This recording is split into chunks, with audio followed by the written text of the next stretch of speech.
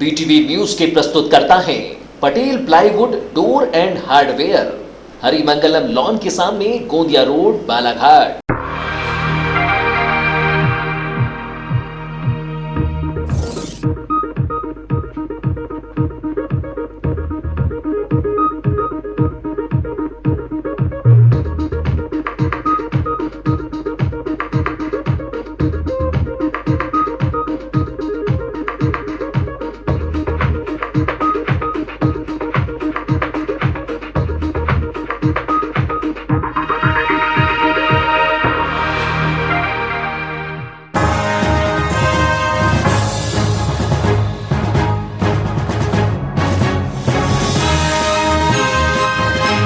नमस्कार, BTV news के इस बुलेटिन में आपका स्वागत है। सबसे पहले आइए एक नजर डालते हैं आज की कुछ खास खबरों पर।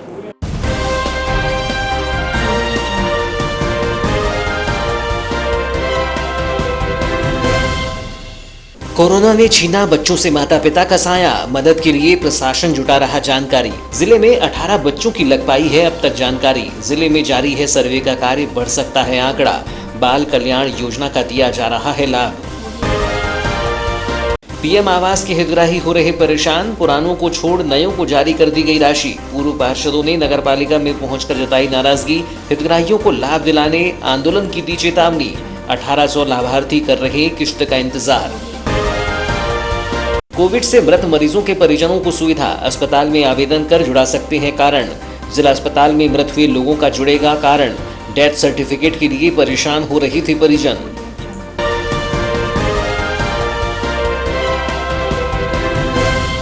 और अब समाचार विस्तार से। समाचार के इस बुलेटिन के साथ मैं हूं महेंद्र अमूले। कोरोना की दूसरी लहर कितनी क्रूर थी, इसका अंदाजा इस बात से लगाया जा सकता है कि जिले में लगभग 18 बच्चों के सिर से माता पिता का साया छीन गया है। 3 जून को महिला बाल विकास विभाग से यह आंकड़ा सामने आया है। हालांकि जिले में सर्वे कार्य पूरा होने पर यह आंकड़ा और बच्चों की संख्या और भी बढ़ सकती है।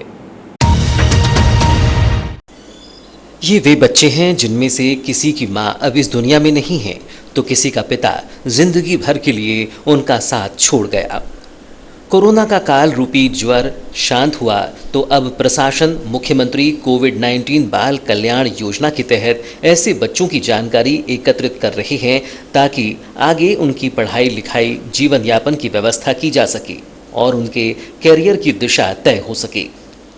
कोरोना की वजह से अनाथ बच्चों की मदद के लिए बनाए गए कोविड बाल कल्याण mpgovernment.in एवं महिला बाल विकास विभाग द्वारा लगातार जानकारी जुटाई जा रही है। अभी तक ऐसे 18 बच्चों की जानकारी प्रशासन को मिली है जिनको योजना का लाभ दिया जा चुका है। वारासिवनी क्षेत्र के ग्राम मेहंदीवाड़ा निवासी अर्श अंजुम खैरो बताती हैं कि कोरोना संक्रमण की दूसरी लहर ने उनके परिवार की सारी खुशियां उजाड़ दी। 9 मार्च को अचानक ही उनके पिता सिराज खैरो की हार्ट अटैक से मौत हो गई, जिसका गम पूरा परिवार भूल ही नहीं पाया था कि उनकी माता ताहरू खैरो की भी 19 मई को कोविड संक्रमण के चलते मौत हो गई। अब इनके परिवार में दादी रहमत बीट उम्र 95 वर्ष एवं भाई इरफान खैरो उम्र 30 वर्ष मौजूद हैं। वह खुद भी वारासिवनी महाविद्यालय से BA फाइनल कर रही हैं। अब उनके परिवार में उनका भाई इरफान ही मजदूरी कर परिवार का भरण पोषण कर रहा है। कैसे हुई थी ये? कोरोना से हुई थी उनकी डेथ 18 मई को। 18 मई को। हाँ। अच्छा, उससे पहले क्या घटना घटी थी? उसके 2 महीने पहले पापा को हार्ट अटैक से उनकी भी डेथ हो गई। अभी क्या परेशानी आती है आप लोगों को? हाँ, अभी तो घर में हमारे घर का संचालक मम्मी पापा दोनों ही नहीं है, तो भैया है और वो मजदूरी करते हैं। घर में हमें घर चलाने के लिए काफ़ी परेशानी हो रही है। पैसे की समस्या है, पढ़ाई लिखाई, मेरा भी फाइनल ईयर है, जो कि मुझे आगे पढ़ना है, तो पैसे की थोड़ी समस्या। अच्छा, अभी घर का पालन पोषण कौन करता है? अभी तो भैया करते हैं मजदूरी करके। अभी परिवार में कितने लोग हैं? परिवार में 3 लोग हैं। दादी है जो थोड़ी नेत्रहीन है, उनको दिखाई नहीं देता है, तो हम लोग उनकी देखभाल करते हैं, और भाई और मैं। अच्छा, शासन की योजना का कुछ लाभ मिलता है आपको? शासन की नहीं, कोई भी लाभ नहीं मिलता? नहीं। चलो। बता दें कि प्रदेश सरकार द्वारा चलाई जा रही इस योजना के तहत बाल हितग्राही को 5,000 रुपये प्रति माह की सहायता राशि बैंक खाते में जमा की जाएगी। यदि बच्चे की आयु 18 वर्ष से कम है तो बच्चों की सहायता राशि चिन्हांकित संरक्षक के संयुक्त खाते में जमा की जाएगी। 18 वर्ष की आयु पूर्ण करने के उपरांत उसके व्यक्तिगत खाते में जमा होगी, जो 21 वर्ष की आयु तक मिलेगी। बाल हितग्राही और संरक्षक को राष्ट्रीय खाद्य सुरक्षा अधिनियम के अंतर्गत निःशुल्क मासिक राशन मिलेगा। ऐसे परिवारों की सूची जिला कार्यक्रम अधिकारी महिला बाल विकास विभाग द्वारा पात्रता पर्ची जारी किए जाने के लिए जिला खाद्य अधिकारी को उपलब्ध कराई जाएगी। 18 वर्ष से कम आयु के बाल हितग्राही के मामले में संरक्षक का चिन्हांकन योजना के अंतर्गत कलेक्टर की अध्यक्षता में गठित समिति द्वारा किया जाएगा। निजी स्कूल में अध्ययनरत बाल हितग्राही को 10,000 रुपये प्रति वर्ष की सहायता दी जाएगी। यह वित्तीय सहायता बाल हितग्राही को सामान्य शासकीय योजना में पात्रता अनुसार प्राप्त होने वाली छात्रवृत्ति एवं अन्य लाभ के अतिरिक्त होगी। बता दें कि योजना के तहत 18 वर्ष से कम आयु के ऐसे बाल हितग्राही जिनका कोई घर या निश्चित निवास स्थान नहीं है और जिनके जीवन निर्वाह के लिए कोई साधन नहीं है और कोई भी संरक्षक उनकी देखरेख करने का इच्छुक नहीं है, उन्हें प्रदेश में संचालित बाल देखरेख संस्था में रखा जाएगा। मामले में महिला बाल विकास अधिकारी ने बताया कि योजना के क्रियान्वयन के लिए नोडल विभाग महिला बाल विकास विभाग को बनाया गया है। मुख्यमंत्री कोविड-19 बाल कल्याण योजना में सभी आवेदन निःशुल्क हैं। महिला बाल विकास को यह दायित्व सौंपा है कि वह ऐसे परिवारों की पहचान करे जिन्हें योजना का लाभ दिया जा सकता है। ऐसे परिवारों से संपर्क कर पोर्टल पर आवेदन भराए जा रहे हैं। समस्त लाभ पोर्टल के माध्यम से दिए जाएंगे। अब तक विभाग को 18 बालक बालिकाओं की सूची प्राप्त हुई है जिन्हें योजना का लाभ दिया जा चुका है। अनाथ हो गए इस कोविड पैंडेमिक के दौरान और जिनके माता पिता दोनों इस कोविड के दौरान उनकी मृत्यु हो गई है, ऐसे बच्चों के लिए शासन ने 5,000 रुपये की मंथली पेंशन स्कीम मुख्यमंत्री कोविड-19 बाल कल्याण योजना के नाम से सरकार चला रही है। उसके अंतर्गत अभी हमारे यहाँ भी 18 प्रकरण स्वीकृत हो चुके हैं। कितने ऐसे बच्चे जो अनाथ हुए अभी कितनी संख्या जी, कितने बच्चों की है अभी जो अनाथ हुए, कितने संख्या बच्चों? 18 बच्चों के अंदर आवेदन स्वीकृत कर चुके हैं। प्रधानमंत्री आवास योजना के हितग्राही लगातार परेशान हो रहे हैं कि नगरपालिका बालाघाट उनकी किश्त जारी नहीं कर रही है। इसी बीच नगरपालिका में नया बखेड़ा सामने आया है, जिसमें पूर्व पार्षदों ने आवाज उठाई है कि पुराने हितग्राहियों को लाभ न देकर नगरपालिका ने नए लाभार्थियों को किश्त जारी कर दी है, जबकि 1800 से अधिक हितग्राही अब भी किश्त के इंतजार में हैं। इसी को लेकर गुरुवार को कुछ पूर्व पार्षदों ने नगरपालिका में डेरा जमाए रखा, जिनका विरोध था कि जो हितग्राही लंबे समय से किश्त का इंतजार कर रहे हैं उन्हें राशि न देकर नगरपालिका द्वारा नए हितग्राहियों की सूची फाइनल कर उनके खाते में राशि डाल दी गई है। उनका कहना है कि अब भी ऐसे हितग्राही हैं जिन्हें दूसरी और तीसरी किश्त नहीं मिली है। वे इंतजार में हैं कि किस्त पहुंचेगी तो स्लैब डालकर निर्माण कार्य पूर्ण करेंगे, लेकिन नगरपालिका द्वारा पुराने हितग्राहियों को लाभ न देते हुए नई सूची जारी कर उन्हें प्राथमिकता दे दी गई, जो कि सरासर गलत है। इसी को लेकर पूर्व पार्षदों ने कहा कि नगरपालिका कर्मी अपनी ऐसी मनमर्जी कर हितग्राहियों को परेशान करने का काम कर रहे हैं, जो बर्दाश्त नहीं किया जाएगा और आवश्यकता पड़ी तो नगरपालिका के सामने धरना प्रदर्शन करेंगे। इसी को लेकर पूर्व पार्षद यासीन खान ने कहा कि हितग्राहियों की दूसरी किश्त नहीं आई है और नगरपालिका ने बड़ी लापरवाही करते हुए उन्हें लाभ से वंचित किया है। उन्होंने सख्त लहजे में कहा कि नगरपालिका कर्मी यह न सोचें कि उनका कार्यकाल समाप्त होने के बाद वार्ड अनाथ हो गया है, लेकिन यह जान लें कि अगर आवश्यकता होगी तो हम धरना प्रदर्शन करने से पीछे काफ़ी नहीं दिनों बाद हटेंगे। नगरपालिका आया तो मुझे पता चला है कि जो 450 लोगों का डीपीआर बना था उस पर कुछ लोगों की पहली किस्त डाल दी गई है, जबकि अभी भी इससे पहले जो मकान सेंसन हुए थे उनकी तीसरी, चौथी और पाँचवीं किस्त अभी तक के नहीं डली है। तो ये तो बहुत बड़ी लापरवाही है कि आप पहले पुराने मकान तो कंप्लीट करवा दो, उनकी तो पहले पूरी किस्त डलवा दो, उसके बाद आप नया डीपीआर लो। पुराने लोगों की अभी तक छत नहीं डल पाई है, अभी भी किराए के मकानों पे रह रहे हैं और आप नए लोगों को ज़बरदस्ती पैसा दे रहे हैं, जबकि मकान इतने जल्दी नए लोगों के बन भी नहीं सकते। पहले पुराने मकान इनको कंप्लीट कराना चाहिए, इनकी बहुत बड़ी लापरवाही है।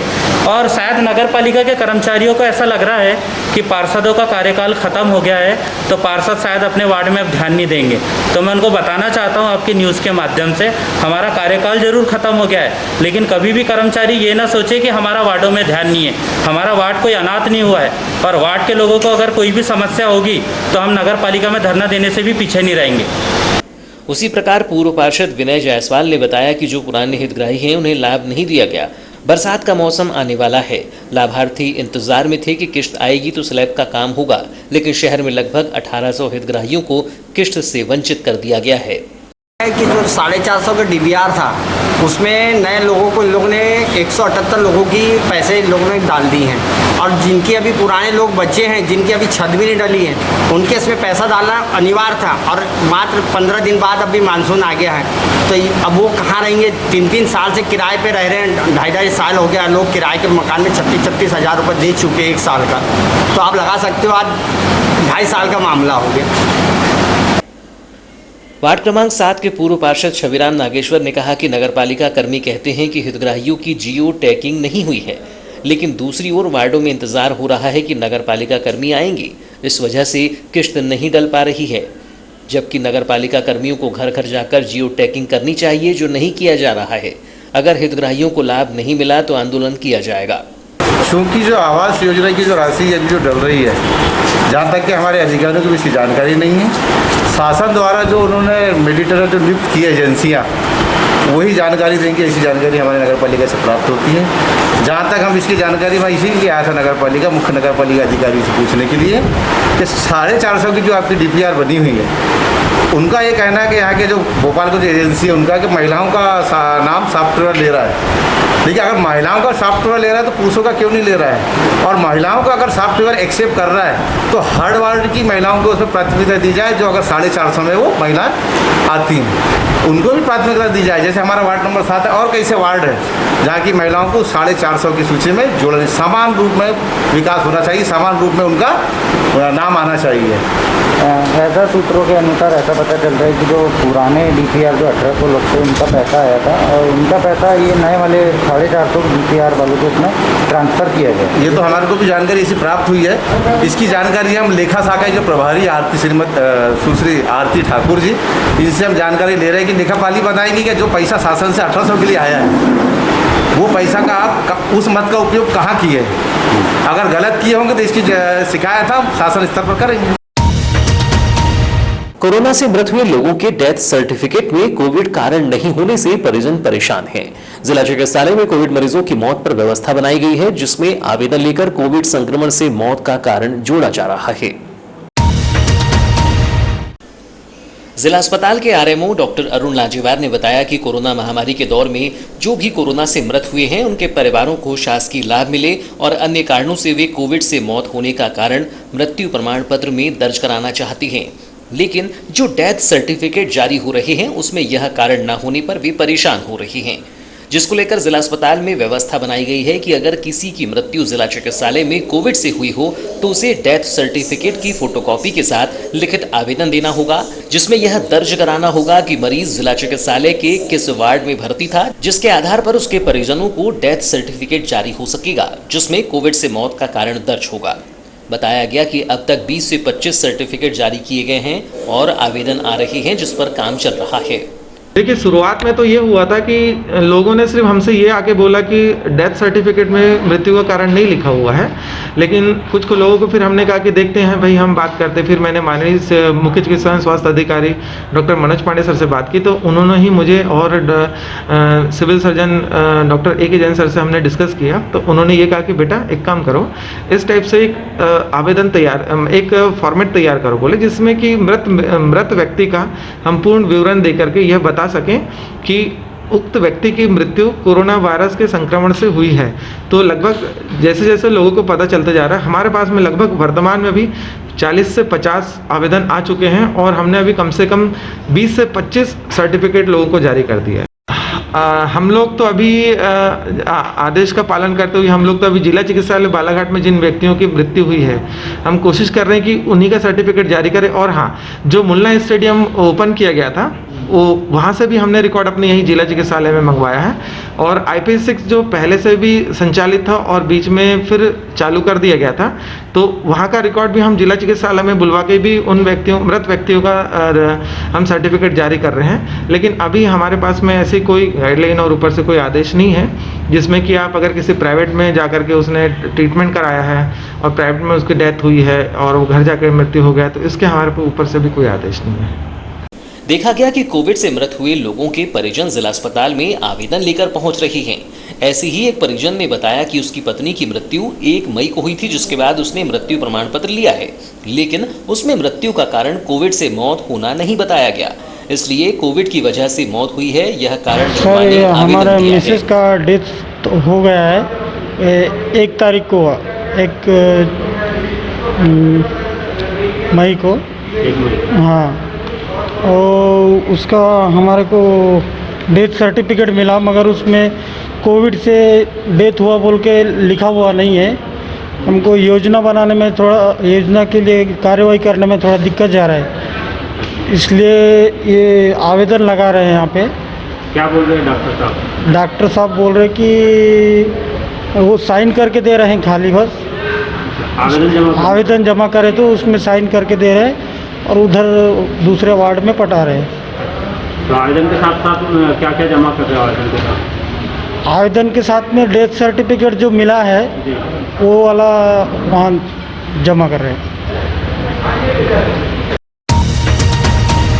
शहर सहित जिले भर में मंगलवार से अनलॉक हुआ है। ऐसे में अभी सभी को कोविड के नियमों का पालन करना है।